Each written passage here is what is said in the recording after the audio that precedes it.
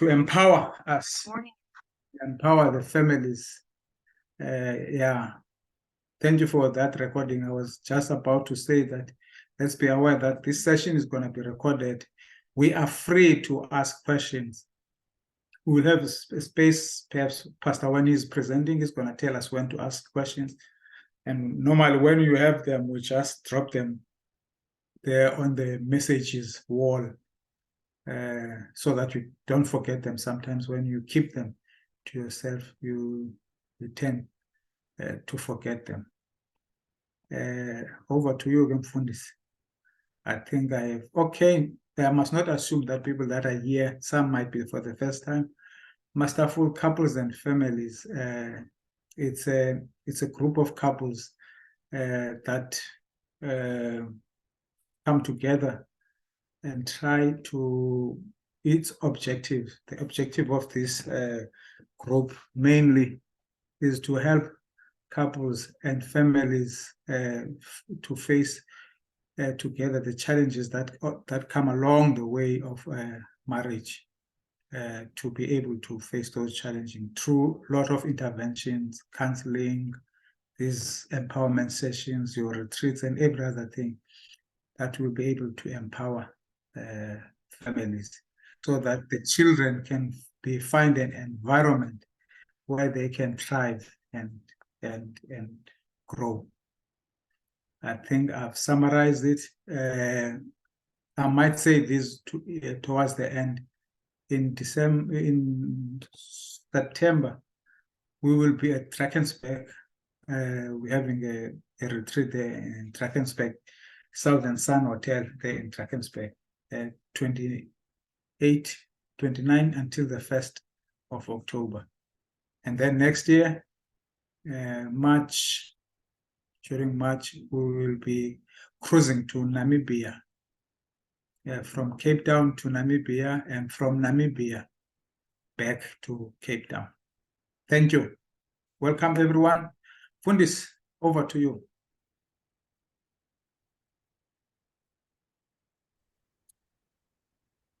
Okay, thanks very much. Okay, thank you very much. Welcome to everyone. We're going to start, most of our members may be struggling for whatever reason. We tried last time to start on Friday evening, and I think that was preferable. So we'll still keep checking. Am I audible, Ops? Very audible, Fundis. Yeah, so we will keep checking to see what's the best time, but we'll play it by ear. Looks like the Saturday evening or the afternoon at 5, it's quite a challenge for some, because I know some are still in church and elsewhere, but we'll see. We may have to resort to Friday. All right, I'm in Nigeria for a meeting here. And so for some reason, our internet is not very stable today. It's not like it's always like that. But today, so if I disappear, sometimes the lights go off. I think they have also load shedding. It's just that it's not scheduled. If the lights go off, they will turn up again. They will turn on again in a minute or two. But I will not be cut off because I'm hotspotting on somebody else's phone. All right, so let's delve into this. We are recording this. It's fine. It will be available on the website for people to access. Okay, let's look at... let me share this. Let's look. We're going to try and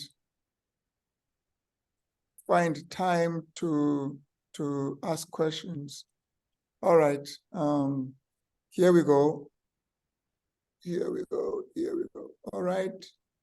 Becoming intimate allies. All right.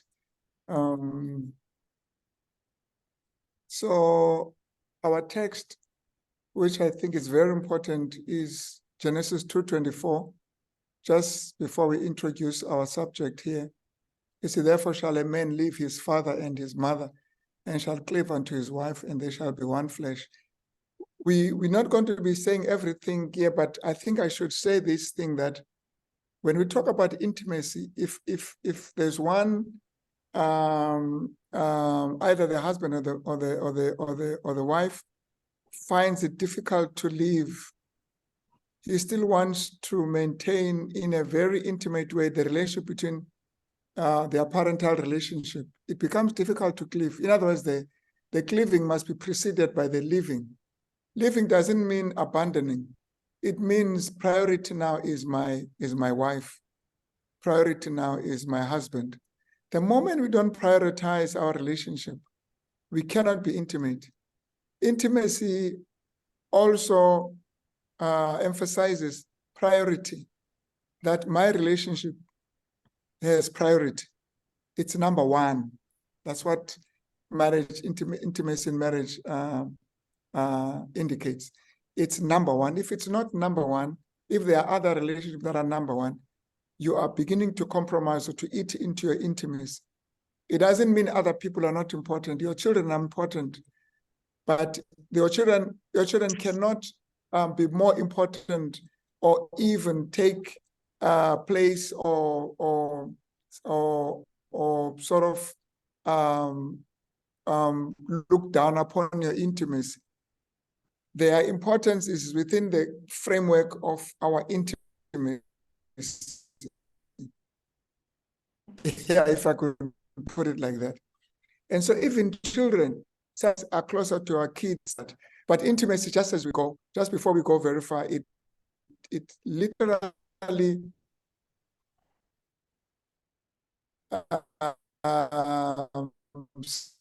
symbolizes or indicates that we are civil. So we have two concepts here. The first one is being an ally, and the second one is intimacy. Let's look at allies. Allies is basically the fact that the idea that we're in the same team. We're working towards the same goal, whatever that goal is. And it may be many goals, by the way. We're building the house, we bringing up children, we want to buy a car. We're working towards the same goal, especially your major goals. I don't mean that if I wake up at 6 to run, you'll also run. But we're working towards the same goal if I also encourage you to do that, even if I may not run, but we're working in the same goal. So in other words,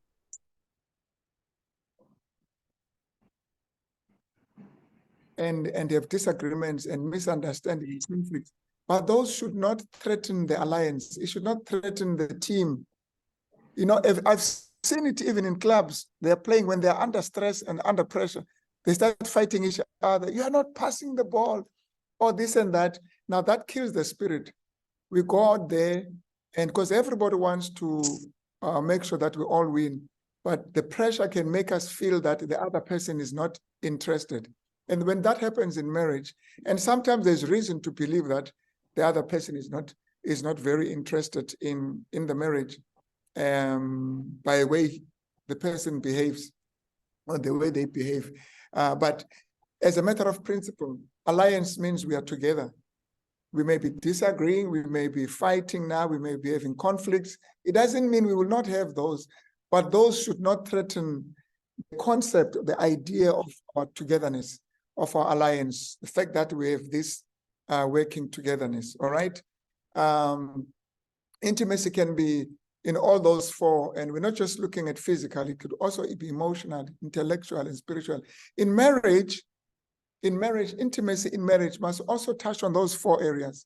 Marriage has the unfortunate part is that intimacy may just be one of those or two of those. But if we could strive to have intimacy on all levels, because if we have in one, then that's not really very intimate. So if it's only physical, but it's not emotional, it has other challenges. If it's not intellectual, I know there are people who would look at their marriage as a physical thing. Emotional, they go elsewhere. Intellectual, they go elsewhere. Spiritual, they go elsewhere. I understand, but the ideal is to have all of these in marriage, work towards this, where there's physical intimacy, the hugging, kissing. Maybe you can even put sex also there, but sex can have all of those. It's not just physical, but the hugging, the kissing, the the doing of whatever else, emotional, supporting, being there for each other, intellectual, where we can be able to discuss and look at issues and concepts. You don't have to say, well, I can't, not with my partner. I need to go somewhere for that, for intellectual engagement. I can't do it with my partner. Yes, that may be understood, but it's better if you could. And if even those who are not married now, you choose somebody who can intellectually enjoy being together and spiritually as well. That's why it's also important that in the spiritual matters that we tend to, as much as possible, share the same religious affiliation. It's important. Being the same church is important because it enhances the spiritual intimacy as well. So those are the 4 areas, 4 levels, 4 types of intimacy that must actually grow together and be encouraged in marriage. And maybe I must say that even as we start, feel free to raise issues, right? So that I can answer the questions as I go. We don't have to wait until the end. But just as we start, maybe we need to talk about intimacy killers. Just get it out of the way. What kills intimacy? And later on, we'll bring some solution on how to enhance intimacy, how to build intimacy. But let's talk about killers here. And I want to hear you also. I want to hear your comments also on the killers of intimacy. I need to keep checking if, all right. My connection is okay. Please let me know if you could let me know that I'm not alone here, because I want to know when I'm disconnected. I'll just see the slide and think I'm still with you. All right. Okay. So what do we mean by intimacy killers? Intimacy killers. There's a book by Chapman. I'm sure some of you have read it. It talks about desperate marriages. And I've looked at what it defines as desperate marriages. There's a lot of those, about 9 types of desperate marriages. But I've just taken those desperate marriages as intimacy killers. In other words, the toxicity, those things that defines marriage as desperate are the things that kill intimacy. All right. So I took those and maybe just rework 1 or 2. The first one, which is an intimacy killer. Then as you look at what kills intimacy, you'll also begin to understand what we mean by intimacy. Intimacy killers are irresponsible spouse. If you are an irresponsible spouse, irresponsible, you know what irresponsible means. You kill intimacy. Spouses that are it's difficult to maintain and grow intimacy when you have a perpetual irresponsible spouse. Irresponsible, he never follows through, he forgets, he is not there, he's not present. You ask him to do this, you ask him to help there, he just doesn't shoulder the weight. He's not there in the marriage to make things light and to give the support that is needed. If you have that, if you have a spouse that is irresponsible, like incurably irresponsible, it tends to neutralize and affect levels of intimacy. All right? All right, thank you. It tends to affect levels of intimacy. Also, if you have a workaholic spouse, now the workaholic spouse may look like a responsible person. He's working for the family, he's trying to bring money, he's trying to make sure that there's food on the table.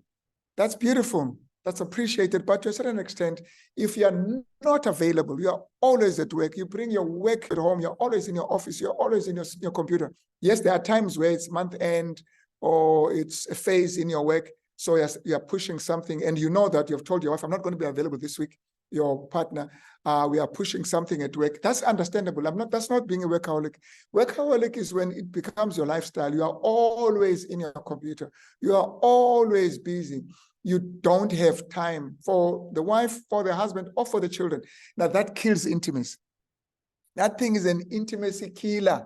even though working is a good thing, but once you become a workaholic, once you are intimate with your work to the exclusion of those that matter to you, you will lose your wife, you will lose your husband, you will lose your children. People will just gravitate away from you because they feel that your work is more important than them.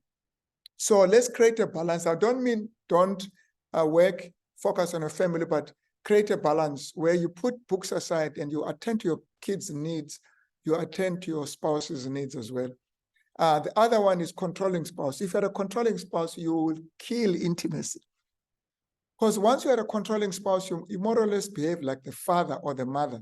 It's difficult to be intimate with my mother in that sense, like marriage, and my father. If you behave like a father to me, you're always telling me where to go, where to jump. It destroys intimacy. It makes me not look at you as a couple. It makes as a partner, as my lover, you know, as somebody I love, as somebody I'm married to. So controlling spouse and spouses that have these controlling habits, they tend to reduce the levels of intimacy. Uncommunicative. If there's no communication at home, if there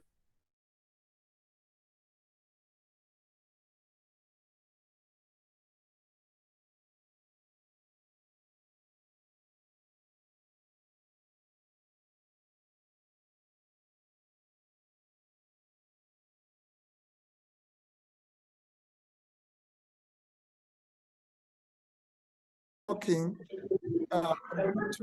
can we try and mute those people that have just come in now?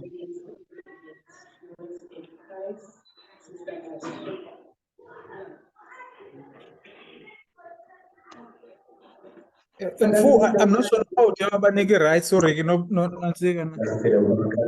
mute.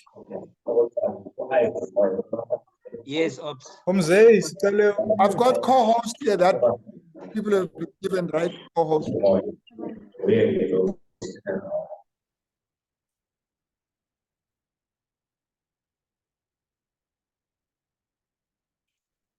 they've been muted.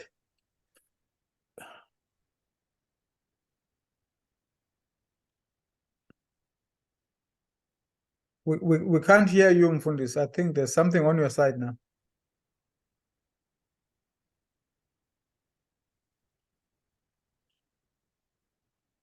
Okay. Can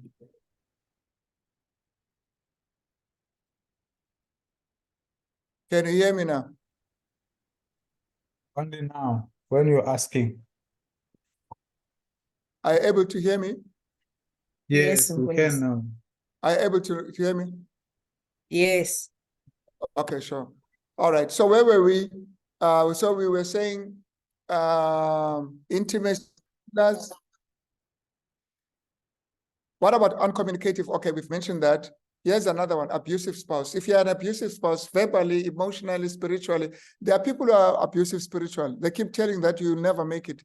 They keep telling that your spiritual life is very low. They keep telling that you're a sinner. They keep telling that you are whatever else they say spiritually. You know, you can abuse this other also, where one spouse feels that he's closer to God than the other one. That thing is it makes it difficult to increase the levels of intimacy. The spiritual abuse, but abusive spouse, a relationship that is abusive. Are you able to hear me? Somebody says he can't hear me. We can hear you, can. Mfundis. We can We hear. can hear We can Okay, hear. Okay, okay. So are you seeing these intimacy killers, guys? Irresponsible, workaholic, controlling, uncommunicative, abusive, unfaithful. If you're an unfaithful spouse, you destroy. That's a one-time killer. That thing kills intimacy. It makes one partner not to be interested. Now, let me be honest. Let me be honest. I know that in these days, women can also be very unfaithful. Seriously so. But still, I think men are still leading in this aspect of being unfaithful for whatever reason. And it makes it difficult for our wives, for your wife to be available when she knows that there's somebody who's playing with something there and it's showing on my screen, writing. It's difficult to increase your intimacy level, intimacy, if there is suspicion of unfaithfulness. Now, tell me, if you hide your phone when it rings, you run to the toilet, or you always speaking in hush, whispering tones, does that increase intimacy? I don't think so. So this unfaithfulness, this lack of transparency can also destroy intimacy slowly, like a slow poison. It can destroy it. All right? What about alcoholic, drug abusing spouse? If you abuse drugs or an alcoholic, just like workaholic, that's another drug. Alcoholic is a drug. So if you are also alcoholic and drug abusing, you destroy intimacy. Listen, let me share this with you. You can still sleep with your spouse, but it doesn't mean your levels of intimacy are high. You can sleep with your spouse and have sex with your spouse. But where these areas are there, I'm going to tell you what kind of a sex that is just now. Because sexual intimacy is supposed to be an expression of intimacy. But if there's no intimacy and there's sex, then that sex needs to be given another name. And we'll be looking at those right now. All right, are we together then on those 6? Okay, uncommunicative. Uncommunicative is basically a relationship where there is lack of communication, all right? Uncommunicative is a relationship where there's lack of communication. There's no verbal conversation. There's no talking. You know, there are relationships like that. It's just quiet. And a person once in a while in bed says, hey, let's get there. Let's do the thing. But there's no talking. You know, friends talk. And by talking, we really increase. We laugh together. We talk with children. And that's beautiful. That's a very healthy environment. So if there's no communication, it tends to lower the levels of intimacy. All right, let me pause there. Are we good with those 7? Are we good with those 7 intimacy killers? Because those are the things we want to make sure by God's grace don't exist. We fight them in our relationship. All right? Anyone who's having an issue there with these intimacy killers? Okay, electricity is gone. That's why I'm dark. I'm in the dark like that, like I told you, but it's going to come up again. I hope I'm still audible. You're still audible, Mfundis. Okay, sure. All right. So you see those 7. Anyone wants to say something there on those 7? Then we'll just move to the next one. That thing, we don't have time to really work on that, but that thing is big. Those areas, there may be more than that. There may be more than that, or a lot that you can say in any of them. You know, when you are responsible, you just increase all levels of intimacy. People just fall in love with people who are responsible, people who respect their families, people who put their families first, people who share ideas, who talk, who share their feelings, people who are supportive, people who are faithful, transparent, people who, of course, are not abusing drugs. And that speaks a lot. It enhances intimacy in ways that we cannot imagine. All right, let's go now. Let's continue. If I don't see you and you have a question, just shout. All right. And then now I call this false intimacy. We've done this. We've looked at this, I'm sure, in the previous discussions. To remember, let me just put the whole thing here. I call this false intimacy. Now, let me explain what I mean by false intimacy. False intimacy is when me and you compete with us. When us has no place for me and you, then that is false intimacy. In other words, we are so together that there's no time for us individually to exist. That is a false intimacy. This thing of being together in the bathroom, in the toilet, in the whatever, you're bathing together, you're singing together, everything is together. That thing is not good. Togetherness must be balanced. There is time where you can be alone. There's nothing wrong with that. There's time where you do your own worship. There's time where you do your own reading. There's time where you go and meet with your friends, where you spend time with your friends. your girlfriends. When I girlfriends, I mean as a woman, your friends. You go to women's ministries, you go to men's meeting. You don't have to have your spouse there sitting at the back because she loves you. I remember telling you a story of this woman who felt he's loved too much. You know, when you feel like the love is overwhelming and is suffocating you, that's a false intimacy. We must watch for that. Intimacy is a balancing of togetherness. It is a balancing of closeness and apartness. That's intimacy. In other words, there must be a part where me and you is not submerged.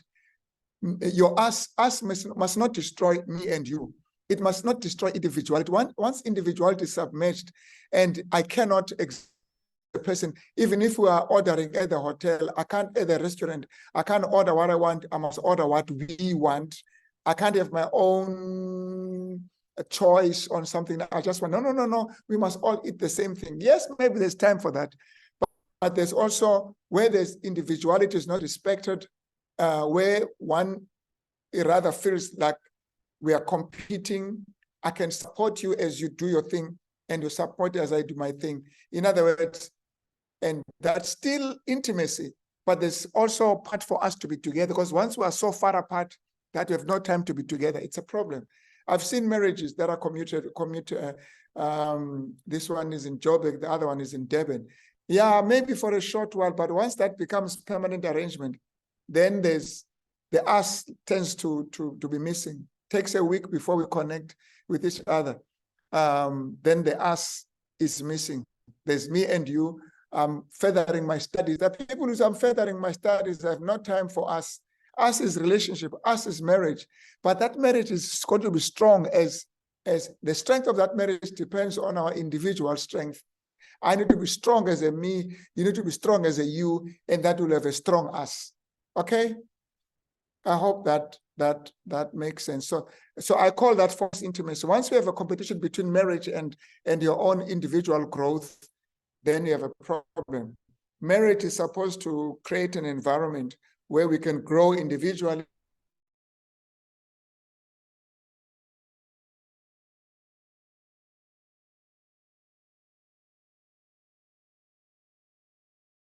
Yeah, that's one. Hi, Mfundisi.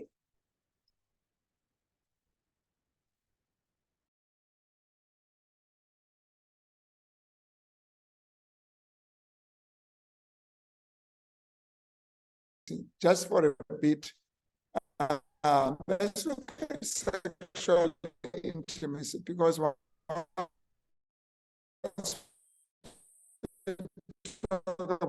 intimacy, we often think we'll refer to that later on. Now, let me start with the last point. The sexual intimacy is an expression of intimacy.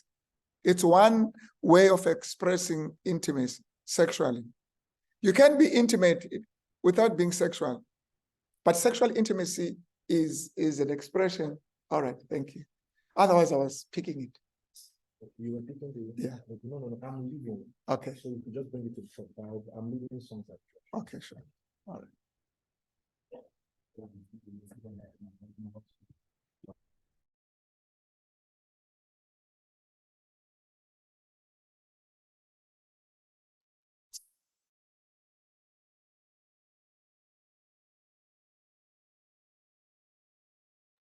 All right, sorry for that. So the last part, sexual intimacy, let's explain that. So it's sexual intimacy is especially an expression of intimacy, but we're expressing it sexually. All right, I know this is not profound. It's sexual intimacy, but the first point is you can have sex, and sex is not necessarily a measure of intimacy.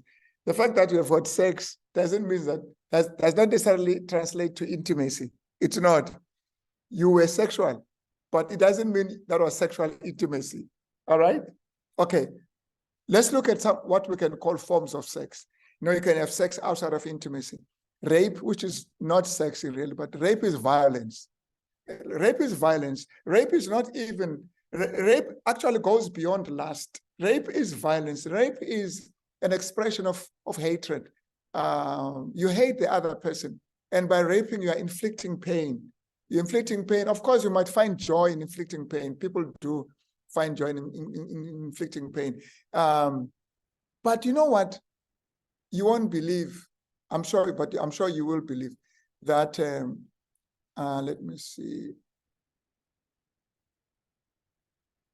Okay.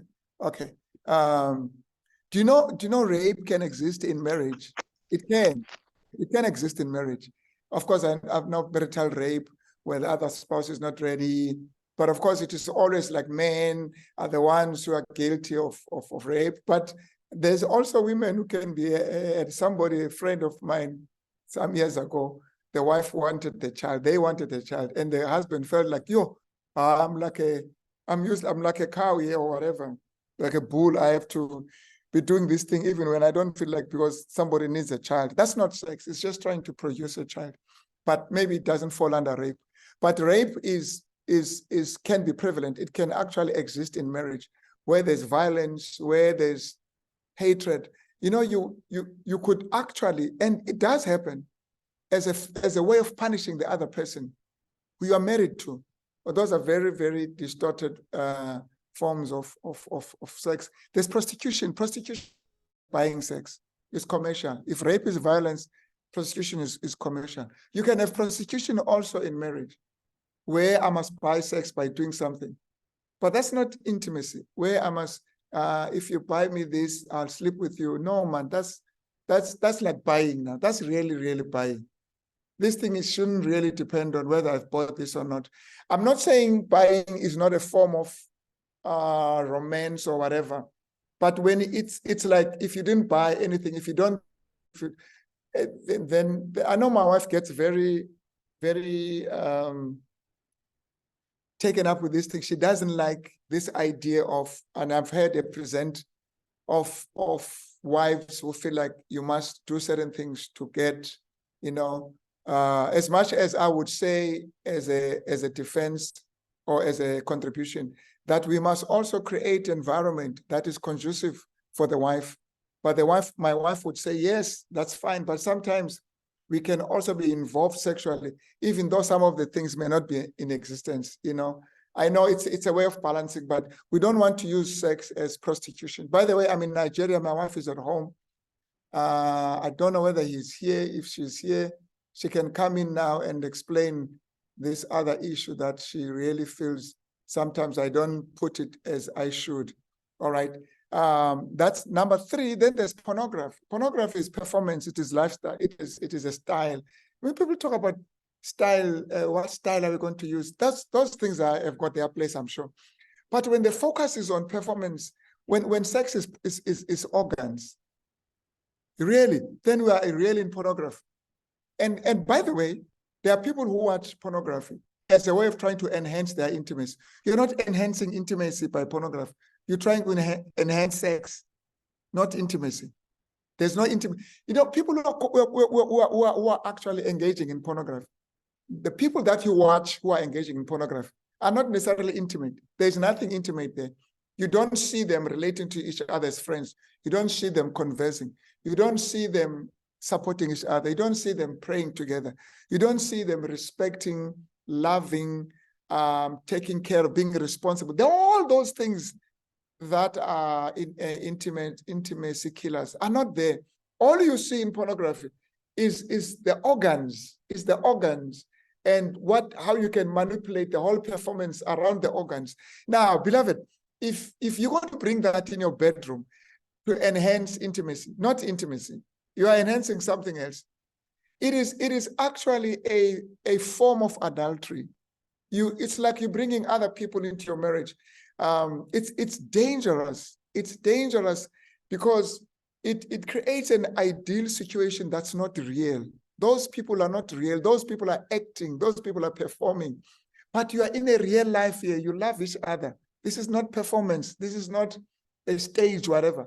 This is me expressing my love. This is not me. There was a pastor who used to talk about sex. At times I felt, even though I could understand where he was coming from, that you can go to the extent of viewing sex in marriage as a pornography. It can actually become a pornography when the focus and the obsession is on the style, it's on the whatever else that you may think of. It's really working on pornography. And that thing can actually kill marriage. It can get you to a point where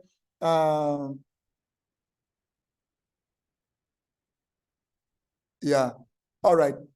Somebody saying my wife must explain on that issue of prostitution. On the issue of prostitution is as a wife, this is what she would say. As a wife, you don't have to have everything done for you before you can sleep with your husband. There may be other things that he may not do, but it doesn't mean you must not sleep with your husband.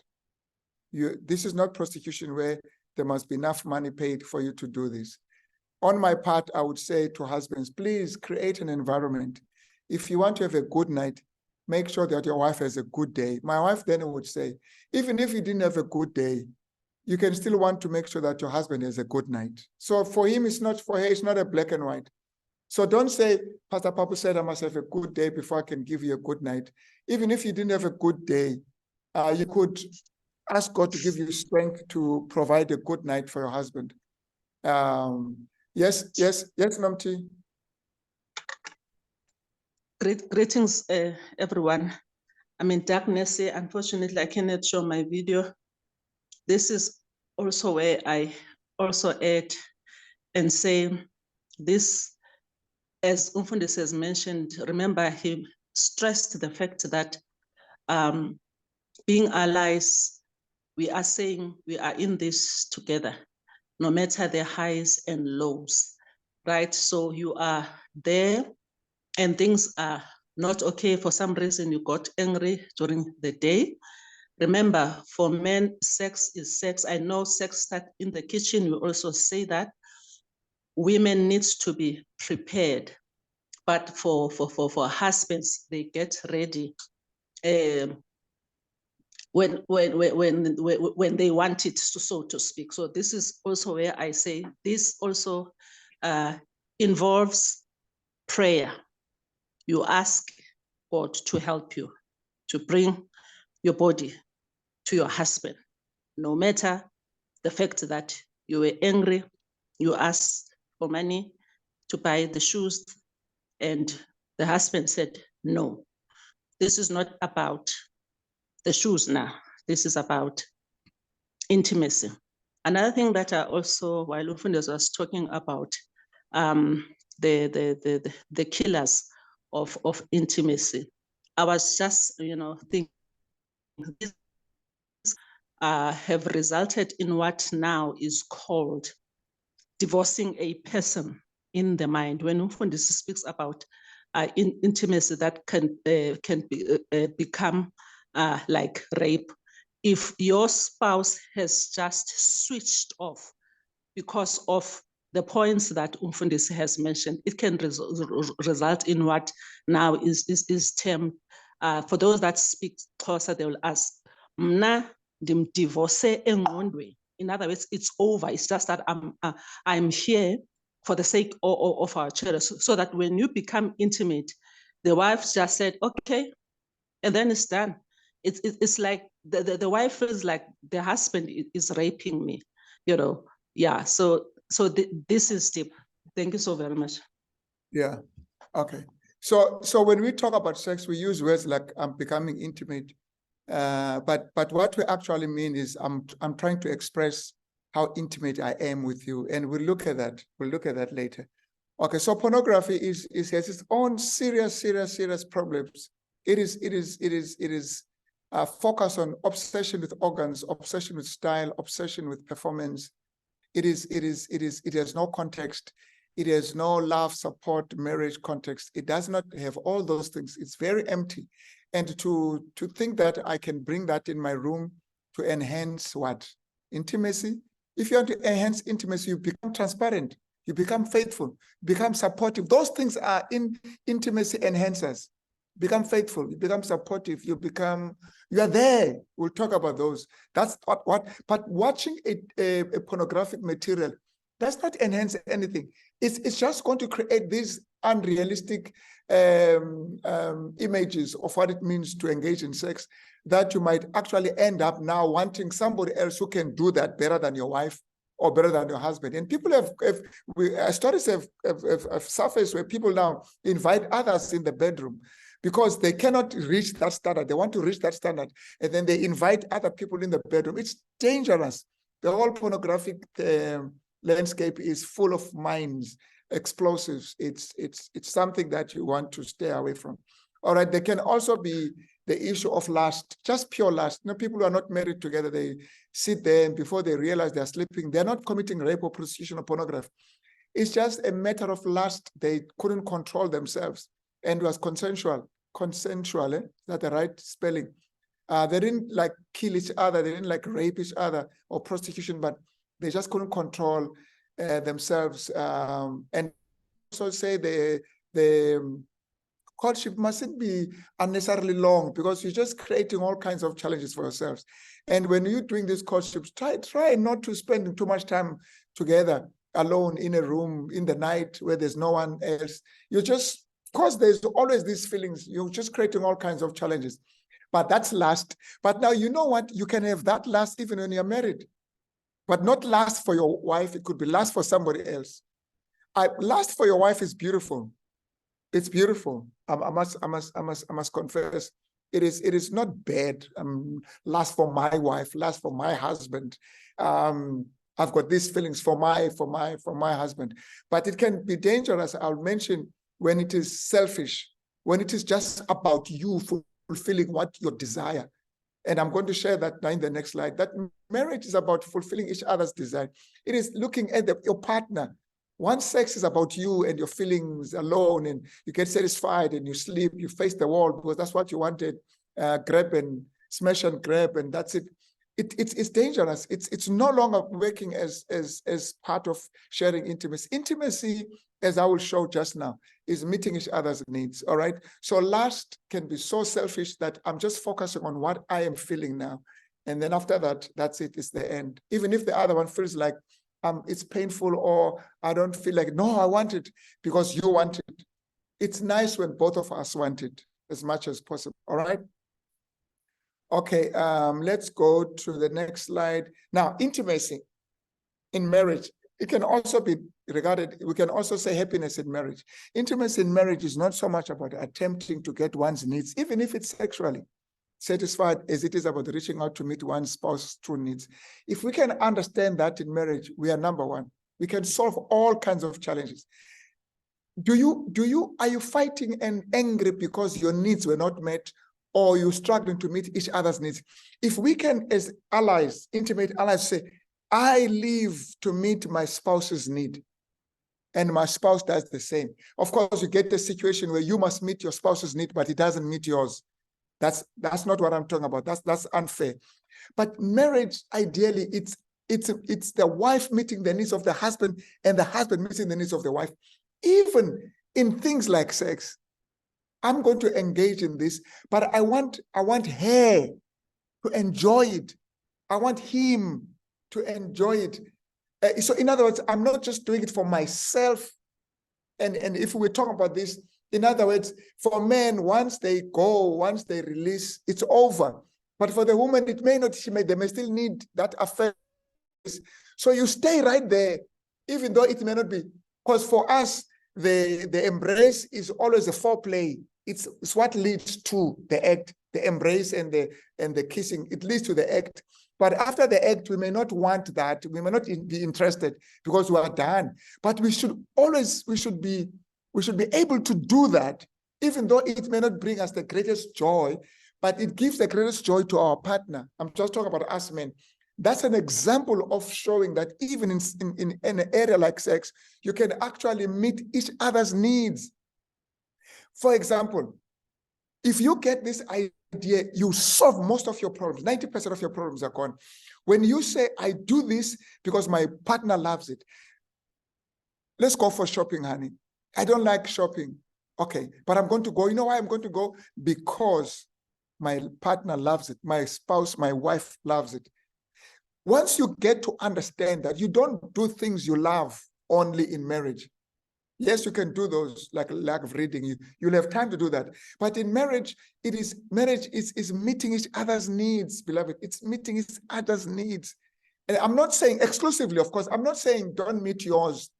Don't eat, don't drink, just make sure the other one drinks. But remember, if you meet my needs and I meet yours, what's happening. Your need is to go and exercise and do recreation. I'm there to support you. My need is to have you accompany me to the mall to do some grocery. I'm there to do that. So if we do that powerful,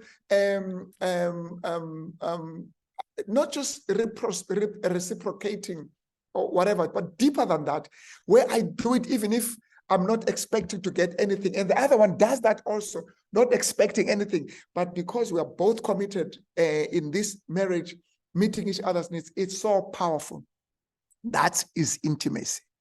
Now you can take it to all the other levels. My wife enjoys seeing me play with my children, so I'm going to do that. My wife enjoys seeing me helping in the house. I do that. Now, in intimacy, you don't wait for feelings. In intimacy, you work towards the feelings. Intimacy is not the product of feelings, but intimacy can produce good feelings. Because I was intimate, because I was there for my wife, I was there for my husband, it produces good feelings when she appreciates. You don't have to wait to have feelings before you can be intimate. That's not right.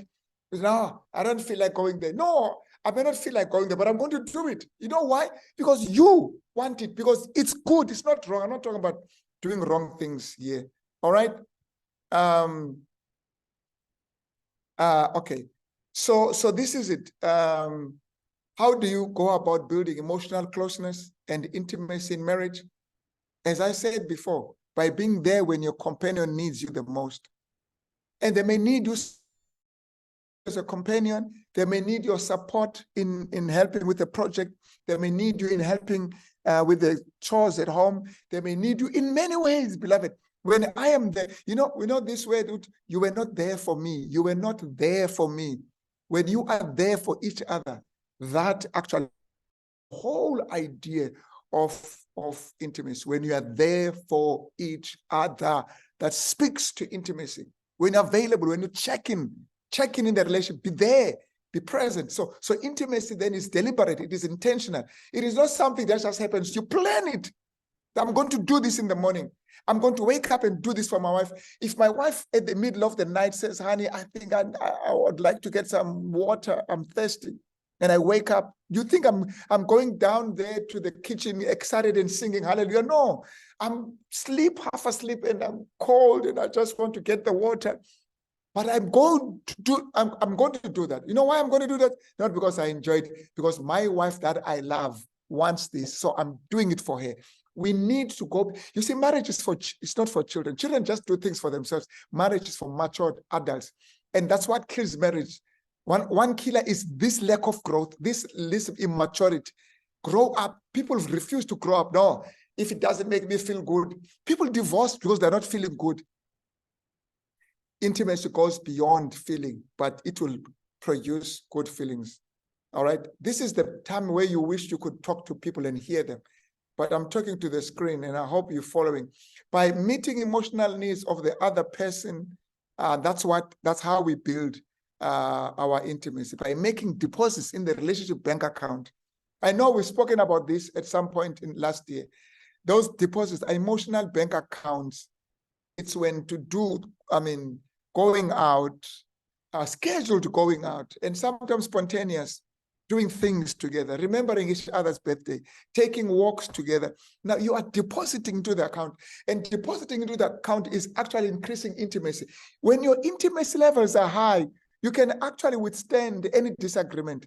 You can actually withstand any withdrawal in terms of whatever that you did was not right, because the intimacy is high.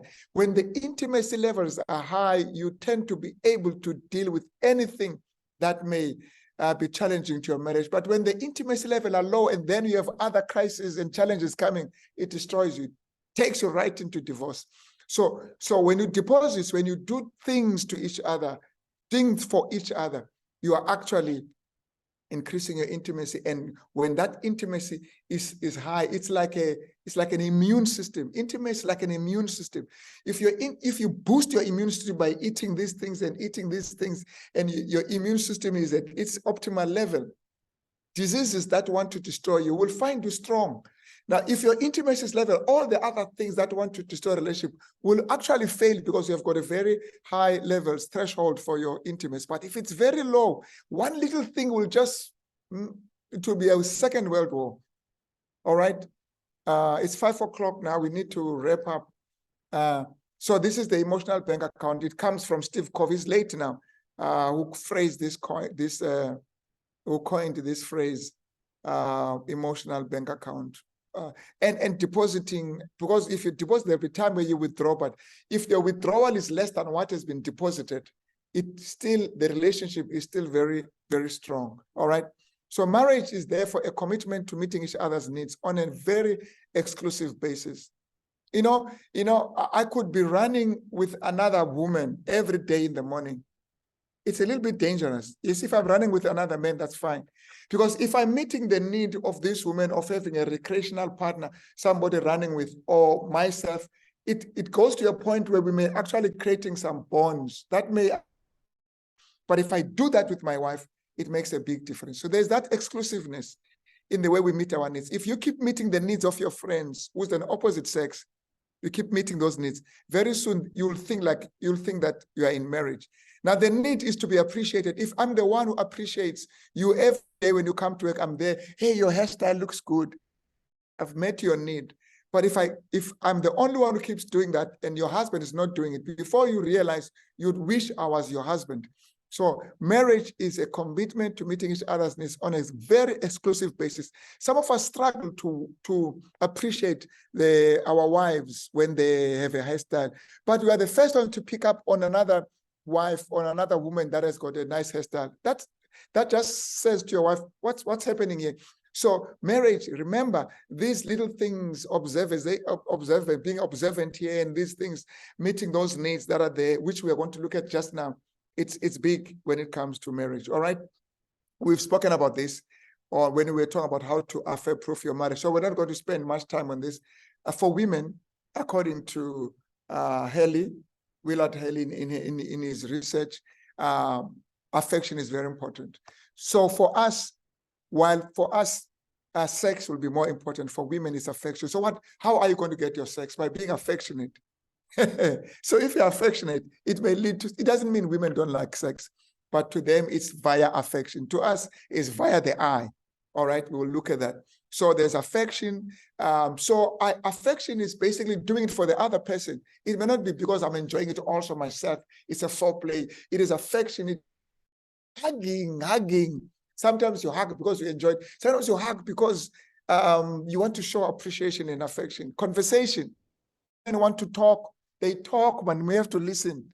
They talk. Women talk. And I've seen them even as girls. They just like talking. Have you seen girls talk? They talk. Those little daughters of ours, they just talk. Boys want to be making sound and doing other things. Talking is not that big with them. That's their makeup. That's how they're wired. Girls talk. Let's have a girl talk. They talk on the phone. They talk. They meet and they talk. Fine. Now they're married with you. You're not a girl. What do? You listen. You share. Even though you feel like, my goodness, there's serious talking here.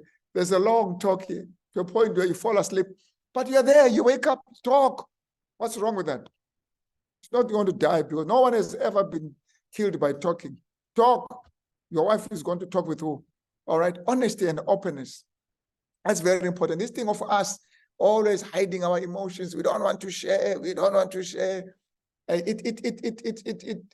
wife needs that. It needs to see you being honest. And of course, financial support and family commitment. There's nothing that encourages the wife as to see a husband taking care of the children, taking a walk with the kids, driving with them to work or wherever. It just says that he's here. He's not going anywhere else. All right. Family commitment, being there for family.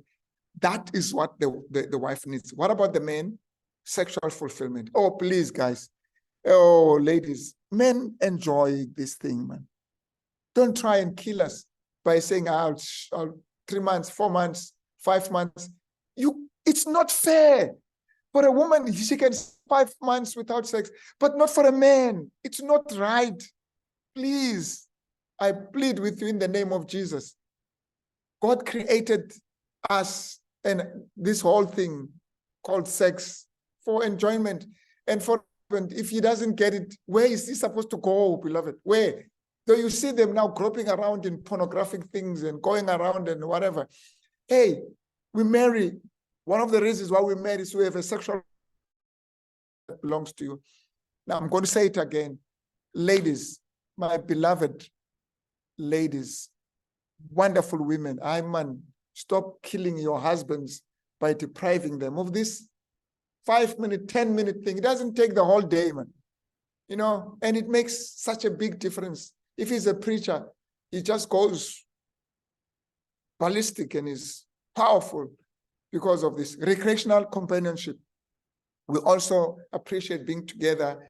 Recreationally, we're walking together, we're exercising together, and all those things. Attractive spouse, man. Don't be like Ellen White calls like a scarecrow. You know, I come from work, let's say you didn't go to work or you don't work, you're at home. You know, this working at home thing also destroyed marriage because people now don't dress properly. They just wear the slippers and the big pajamas and the whole day. You know, no, man. Even if you're not going to go to work, get there, work on your hairstyle for your husband. Am I being wrong here? Can I get a witness here? The guys are quiet. It's like, Pastor, that one applies to your own marriage, not to us. You know, we don't mind those things. I don't know. But for men, eye is important. What we see, get that thing, get your hairstyle, get that dress. You know, even if you're not going to go anywhere, put that slippers on. Here at home, it's fine. Outside, don't worry. But here at home, it's okay. You can put it on. When people come in, you can cover. But here at home, it's okay. Be dressed, even if you're not going anywhere. It's beautiful. Husbands just love that. All right. And of course, admiration, domestic support and admiration. I'm not sure how much we can say about domestic support. I don't know. I don't even know what that means. But admiration, husbands want to be admired. Don't compare your husband with, you know, the man there next door does his garden and you don't. Something that I do and admire me for it. I might end up doing the other things that I don't do. Admire, appreciate what your husband does. All right. All right. I'm going to come to an end. There's some basic needs that we have generally as human beings. It's love, freedom, significance, recreation, peace with God, spiritually. And when those things are afforded, when those things we feel like we have an environment where we can get those things, we thrive, and intimacy levels can be amazing. All right? So I come to an end now. How do you go about meeting each other's emotional needs? And when you do that, remember, you're increasing your intimacy level. What do you appreciate about your spouse? Make a list, those things that you love, those things that you appreciate. Sometimes they don't know. Let them know. Share with them. Because as you do that, you're increasing your intimacy. And the prayer is that, Lord, thank you for our marriage and for the partner that you have given me and for the divine plan that make this happiness possible. Thank God. Don't say, I wish my partner were dead. Thank God for your partner. You know, he may not be the best, but that's what you have at the moment, and may you thank God for that. All right. Let me end right there. I can see you are quiet today, but that's your problem, not mine. I'm done now. All right. Any questions? Because we're not that many, you can just raise your hand. Yes, Namti. Probably the last comment from me, I would also say that intimate allies protect each other, especially from emotional pain. This world is drowning in sin, and we are affected in many, many ways. We have little or small or huge annoyances, inconveniences, frustrations. It will take an intimate ally that listens to the voice of the Holy Spirit and drown the whisperings of the enemy. Because if we do not hearken, discern the voice of the Holy Spirit in our marriage, the voice that will say when the tough gets going and you listen and hearken to the voice of the Holy Spirit that says, remember, you are in this together. This shall pass too, so that whatever is inconveniencing you does not affect your intimacy. So hence I'm saying this team protect each other.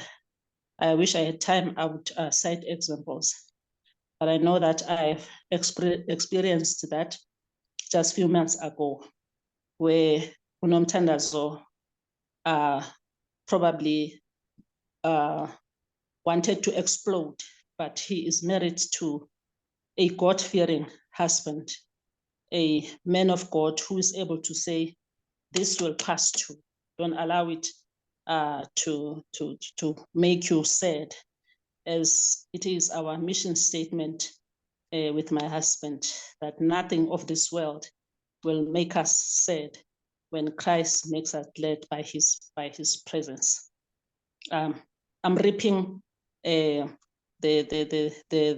joy of allowing your spouse to protect you from injuring yourself when you go through the most. Just one more thing, as Umfundisi is saying, he's far away. I had a small something. You know, the devil can be so, he does not lack anything to frustrate us. I went to Mzimhlope to sing. I've just arrived here at home. Lunchtime, when they were still busy talking, I went to the restroom. Lo and behold, I locked myself inside.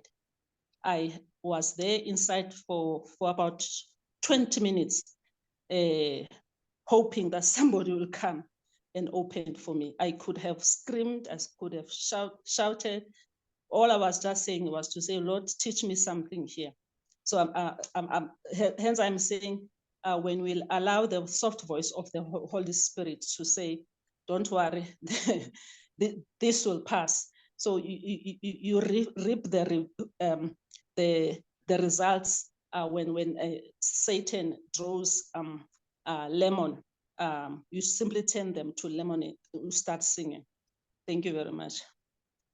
Yeah, it comes back to that. Thank you, sis. It comes back to that idea that we are there for each other. If we're connected with God, God may lead you to a point where you do something you never even thought it was a big deal. You thought it was just easy. But then your wife later on, or your husband later on says, you know what you said made such a difference in my life, or what you did. And you wonder, how did that happen? See, the Holy Spirit is romantic also. So the Holy Spirit wants to increase our romantic life. It wants to increase our intimacy. And he knows what each partner is going through. And if you're willing, he can use you to minister to your spouse. And when you do so, you increase the intimacy level. You know, when there's nothing as bad as your spouse goes through a lot, you don't even see it. You say, but I did not see it. I did not know that you were going through this. It is because we are careless. It is because we are not connected with the Holy Spirit. When we are connected, we will be there when our children need us. We'll be there when our spouses need us. This thing called marriage is life, and we need to take it very seriously. All right? Okay, we're done here. The Papus are done.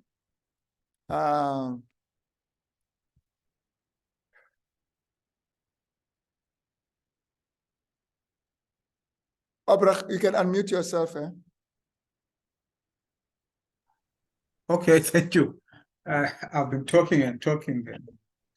I thought everyone is listening to me. Thank you for this. Thank you for the presentation. That is so complete. That's the correct word that I want to use. That it's even, you find that when you've got a question, somehow you get an answer within what you are presenting, and then these answers that just come up about. The only thing for me that, as I said, that I was not clear, but Mem did try to respond to that, to explain that sometimes, even if you don't feel like it, am I correct if I got it that way? For the sake of the other one that might need it, you have to do it. Is it what she was saying? Yeah, but I don't want to use the word you have to because it becomes a duty. It becomes a duty. What we are saying is marriage must go beyond reciprocity. In other words, you mustn't say, I will do it because you do it. You didn't do it, I'm not going to do it. That's tit for tat. That's for kids. On my own, I must be able to say, I will do what's right in this relationship, regardless. I must be able to say that. And the other one must say that as well. But if I'm going to say, I'll watch and see what it does, and I'll just reciprocate, that's fine. That's sportsmanship. It's not marriage. Marriage goes beyond that. It says, I commit to being to you a loving, supportive husband, even if there is nothing that I get, because my love comes from God. He is the one who fills me and fuels me so that I can be able to give. So I don't give in order to get, but you must say the same thing on the other end. Like, I'm here to do the same. Imagine if you've got two individuals who want to give without expecting to get, and both of them are doing that. That's a powerful marriage, all right? So that's the idea, that don't wait until somebody has done this, then you do this, because it's like mgalelo. We say that mgalelo. You gave me 10 rand, I'll give you 10 rand also. It's my 10 now, it's my, that's a kid's play. That's a childish play. In marriage, you are matured. I concentrate on doing that which is good in the eyes of God and in the eyes of my family, and I do it regardless. Okay, Mfundisi. On that, I fully support and fully agree with you. I've often found people that I would talk, someone would say that I'm doing it alone, exactly what you are saying that.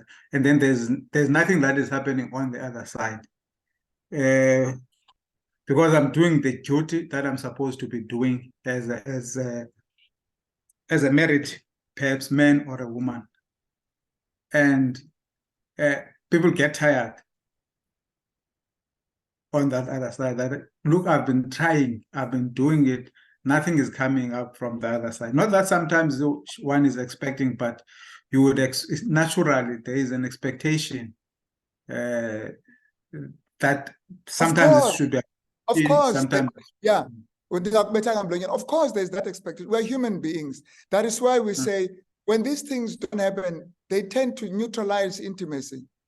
If I'm the only one who's giving, what's going to happen? It tends to challenge me to a point where I get tired, as you put it. I get tired, intimacy levels drop, you know. That is why it's a commitment from both sides. We're not speaking to a woman here and saying, you must do it. We're not speaking to the men. We said, both of us, connect with God and be there for each other. Yes, you get tired. You get tired of doing good. That's why the Bible says, don't get tired of doing good things. Because we really get tired. I mean, not only in marriage, even with your friends. There are friends who never do anything. You are the one who's always giving. But there's no text in the Bible that says you mustn't do that. There's no text in the Bible that says if they don't give, you mustn't give. But it's very, very tempting.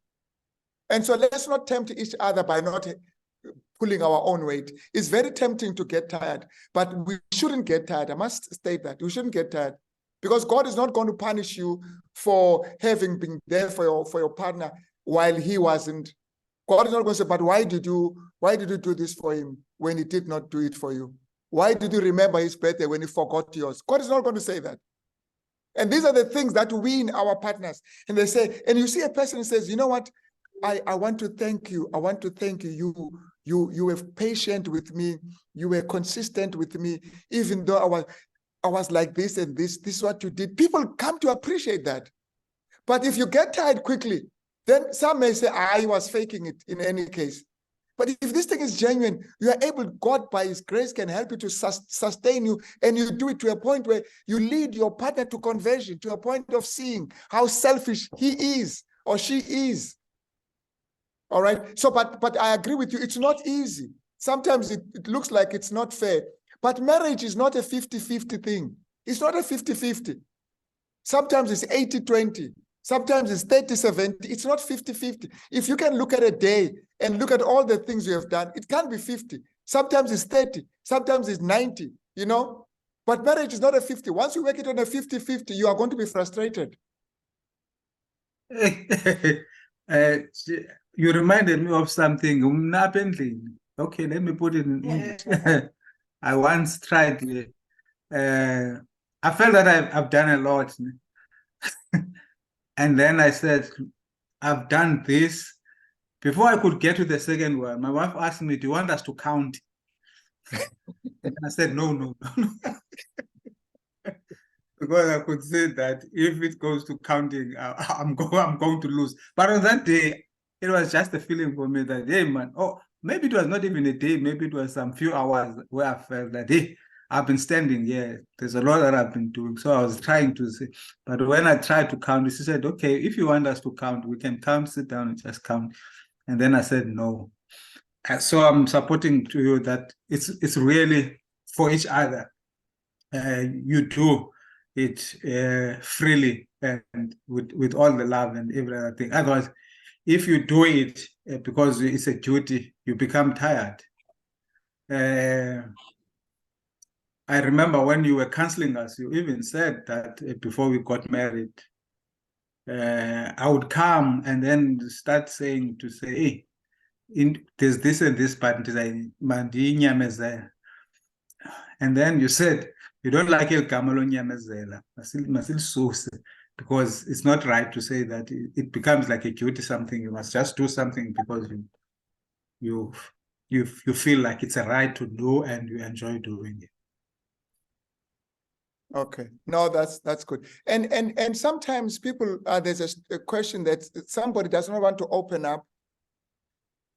But what do you do if somebody doesn't want to open up? You just create the environment. You just be patient. Sometimes you are impatient.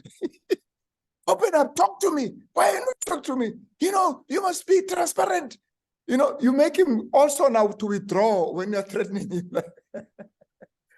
When I'm threatening you like that. So let's just be there. Just say, honey, I'm here. Whenever you are ready to talk, I'm here. All right. Don't be like a journalist putting a mic in the mouth of a person. Talk. What about this? Don't be a journalist interviewing your partner.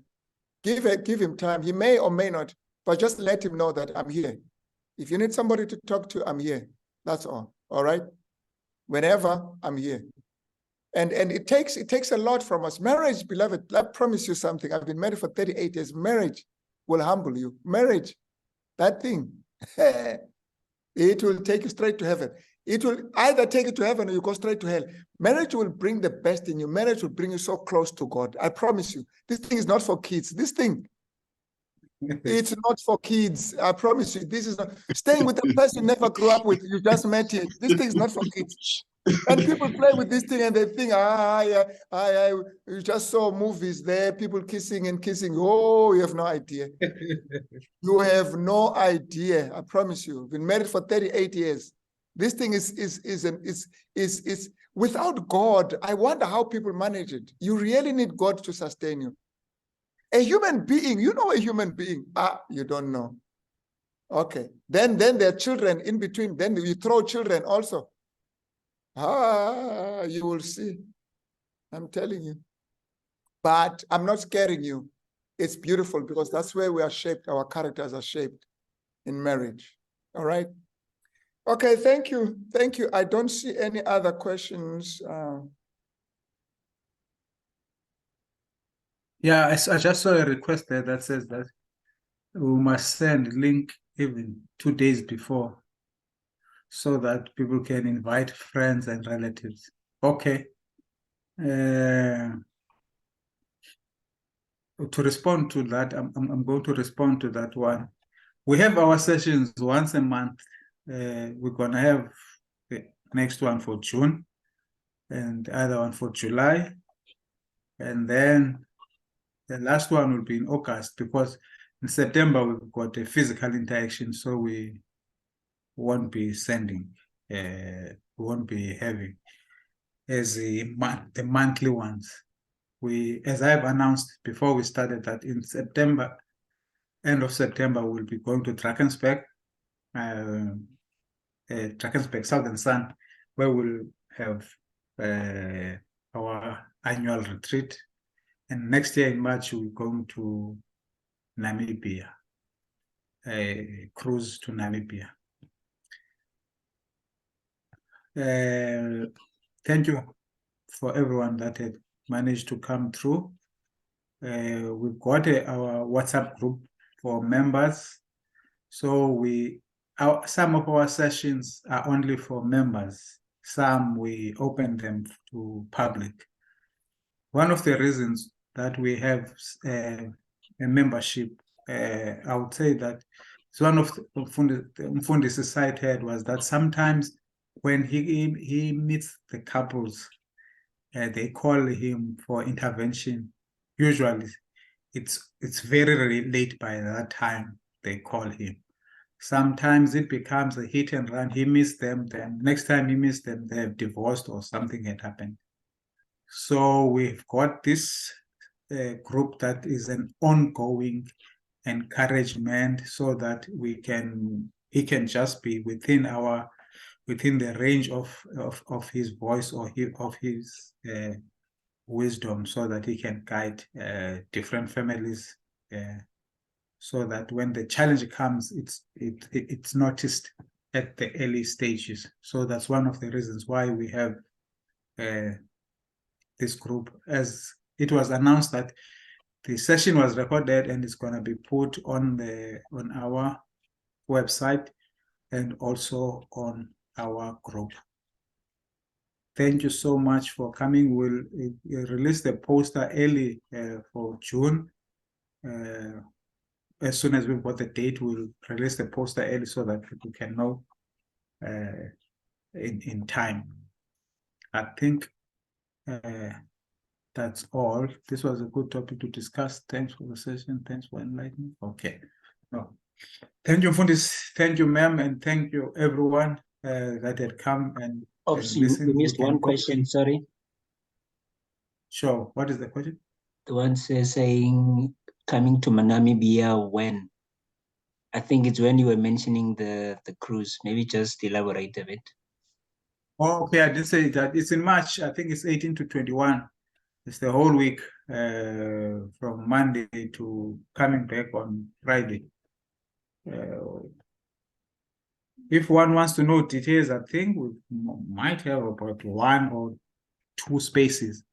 It's already kind of, yeah, for the Namibia cruise. You can drop your details on the chat, or if you have been invited by someone that is a member, then maybe you could ask that person. We can give you the details. Okay. Maybe you can drop your details before we can even close the chat so that we can have them. But you can go